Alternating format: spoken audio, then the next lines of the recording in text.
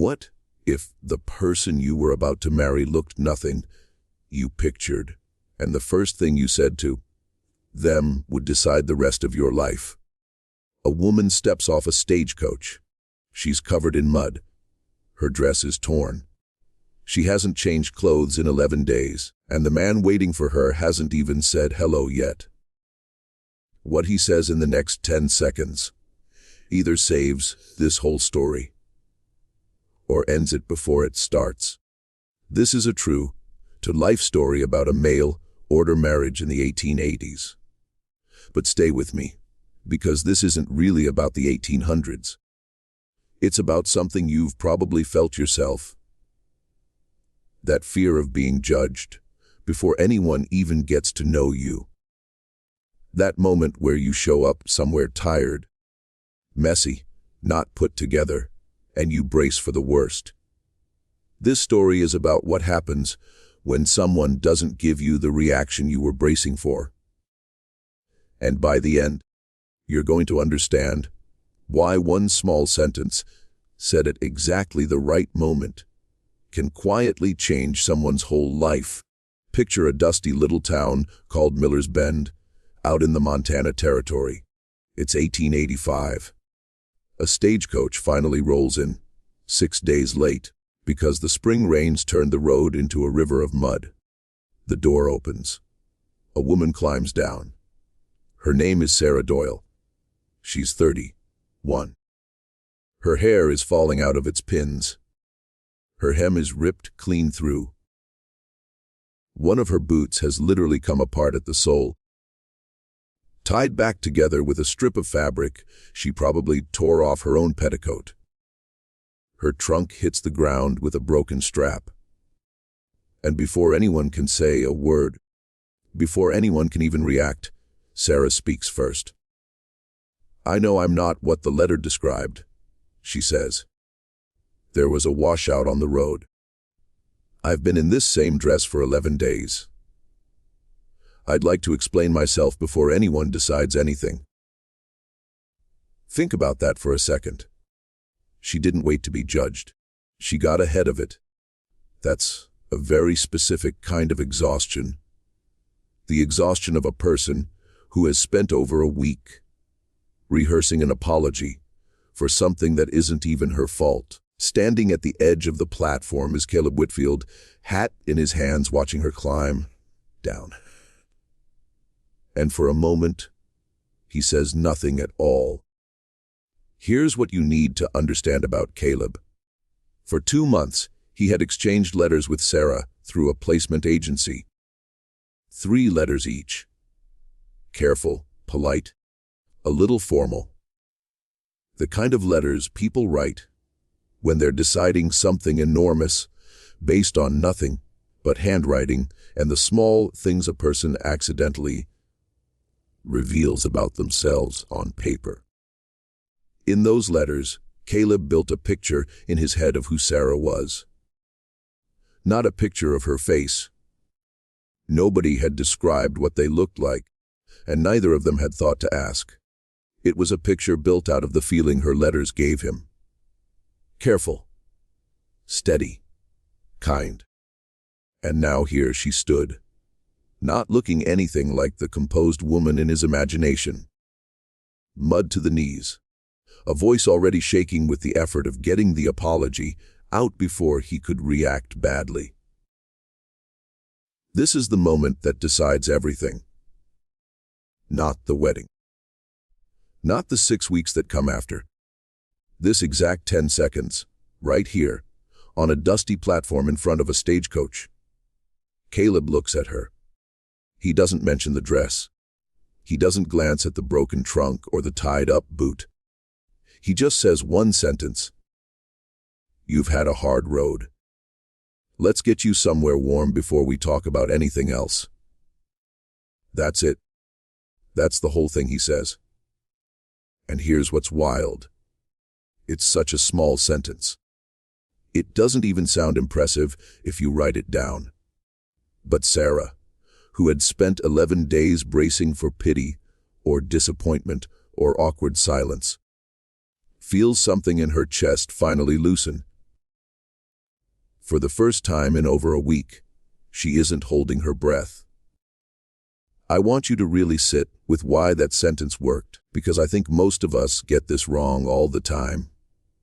When someone shows up to us looking rough, tired, overwhelmed, not their best, our instinct is usually to either comment on it, "Oh my gosh, what happened to you?" or awkwardly pretend we don't notice, which somehow feels worse. Caleb did neither. He didn't perform sympathy, and he didn't pretend. He just acknowledged the hard part was real, and then moved straight into taking care of her. No lecture, no fuss, just, "I see that this was rough, now let's fix the next part." That's the whole skill, actually. Noticing someone's struggle without making them perform an explanation for it. Right as this moment is settling, a small voice speaks up from somewhere near Caleb's knee. Sarah hadn't even noticed the little girl standing there. 6 years old, in a faded blue dress, watching everything with the kind of quiet, careful attention that kids develop when adults are their only source of information about the world. The girl looks up at Sarah and says 4 words, "Please be our mama." Nobody had prepared for this. Not Caleb, not Sarah. The girl, her name is Emma, had been told a new mother might be coming. She had been waiting at the gate for over an hour.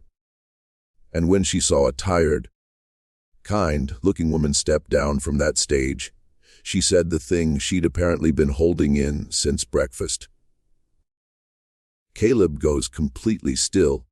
Sarah looks down at this child she's known for exactly 90 seconds. And neither adult knows what to say, because the 6-year-old just said the quiet part out loud before either of them had figured out how to say anything to each other. Here's a quick side story that isn't in the original account, but it's worth knowing because it explains exactly what was happening in Emma's head. In Caleb's second letter to Sarah months earlier, he had mentioned, almost as an afterthought, that Sarah had asked what his kids liked. Just one line. He'd read that line out loud to Emma, because she'd asked what the new lady had said. That single sentence, "She asked what you like," is what Emma built her entire hope around. Not a photograph, not a promise. One sentence about being curious about her. Emma spent 2 months turning that sentence over in her mind before she ever laid eyes on Sarah. By the time the stagecoach pulled in, she wasn't waiting for a stranger. She was waiting for the one person who had already asked about her from hundreds of miles away. Kids remember exactly this kind of thing. Not the big performances adults think matter. The small proof that someone was actually curious about them. That evening, after everyone else is asleep, Sarah asks Caleb if she can use the kitchen table for an hour. She's not cooking. She's mending. Not the ruined travel dress, but the second dress in her trunk. Torn at the shoulder from the trip, Caleb comes back in for a glass of water and ends up staying far longer than the water required. He watches her work for a while, then says she doesn't have to fix it tonight. Her answer says everything about who she is. "I know. But I'd like to look like myself tomorrow. Today, I looked like 11 days on a stagecoach. Tomorrow, I'd like to look like someone who's choosing to be here. Because I am. And I'd like that to be visible." That line hits different if you think about it. She's not just mending fabric. She's mending her own sense of dignity, thread by thread, at a kitchen table, at midnight, in a house she's known for 6 hours. Over the next few weeks, Sarah does what people do when they intend to stay rather than just pass through. She reorganizes the disorganized root cellar. She takes over the kids' lessons on days the weather keeps them home. She learns that Caleb's son, Jacob, 9 years old, more guarded than his little sister, has been indifferent to reading. So she quietly makes sure the books he finds around the house are all about exploration and adventure, the kind of stories a careful, watchful boy might actually want to disappear into. Within a month, he's reading 3 of them. She doesn't announce any of this. She doesn't ask for credit. She just becomes reliably present. Breakfast on time, torn shirts mended before anyone notices they were torn, questions answered with more patience than anyone expected. And slowly, without either of them naming it, trust gets built the same way her dress got mended. One small, careful stitch at a time. Here's where it gets interesting. Weeks go by. Sarah and Caleb run the household like true partners, sharing meals, sharing decisions, sharing responsibility for 2 kids who are slowly warming up to this new arrangement. But there's still a careful formality between the 2 adults, a politeness that hasn't worn off the way you'd expect. Then one afternoon, while hanging laundry together, Emma asks Sarah a question with the blunt honesty only a small child can get away with. "Do you love my dad?" Sarah, caught completely off guard, says something careful. "I think your father and I are still getting to know each other, Emma." That takes time. Emma isn't satisfied. She thinks about it, then says, "You held his hand at the wedding."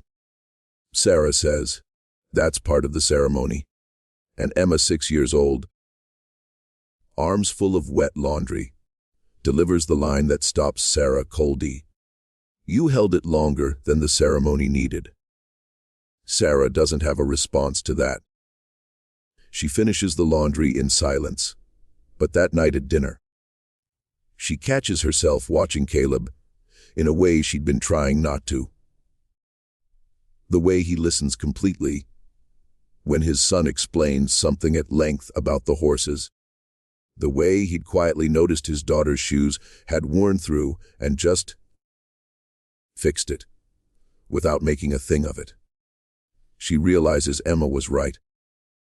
She had held his hand longer than the ceremony needed. She just hadn't noticed herself doing it. This is what I find so powerful about kids in stories like this. Adults spend weeks being careful, guarding their feelings, choosing their words. And then a 6-year-old walks by and just says the true thing out loud, because nobody ever taught her to be careful about the truth yet. 6 weeks after Sarah's arrival, it's a quiet evening.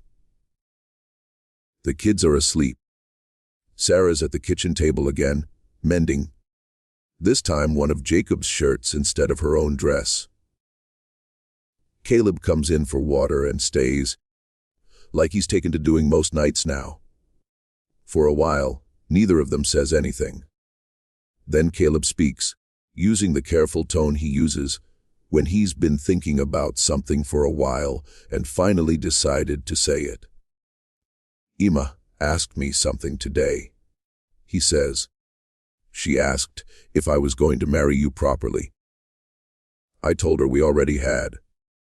She said that's not what she meant." Sarah's hands go still on the sewing. "What did you tell her?" she asks. "I told her I'd have to ask you," Caleb says, "because it isn't only my answer to give." Sarah sets the sewing down and looks at him.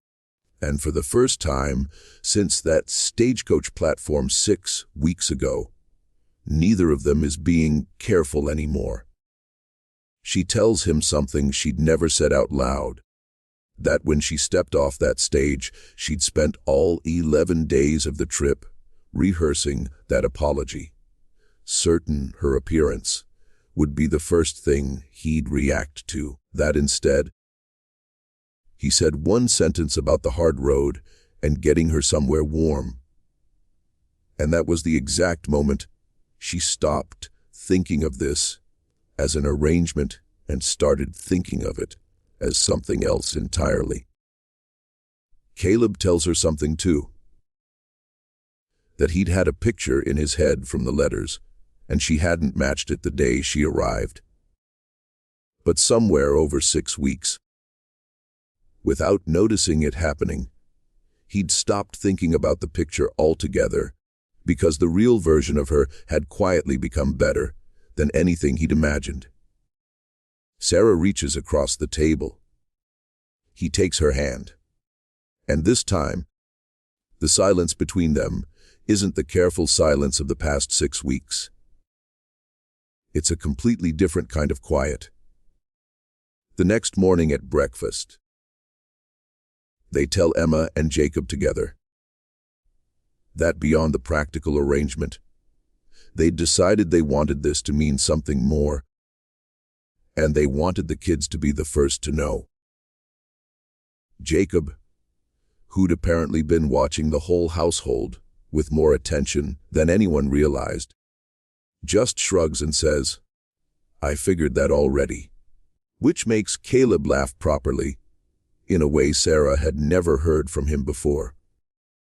Emma looks between the two of them. Then she asks the question that matters most to her. "Does that mean you're really my mama now, not just staying?" Sarah gets down on her knees so she's at Emma's eye level. "Yes, Emma," she says. "I'm really your mama now. Honestly, I think I have been for a little while. But yes, now it's official too." Emma throws her arms around her neck and over her shoulder. Sarah looks at Caleb and sees something on his face he usually keeps carefully hidden away. Here's the thing that stuck with me most about this story. Sarah kept that mended blue dress for the rest of her life. She wore it for years, until it finally wore out past saving.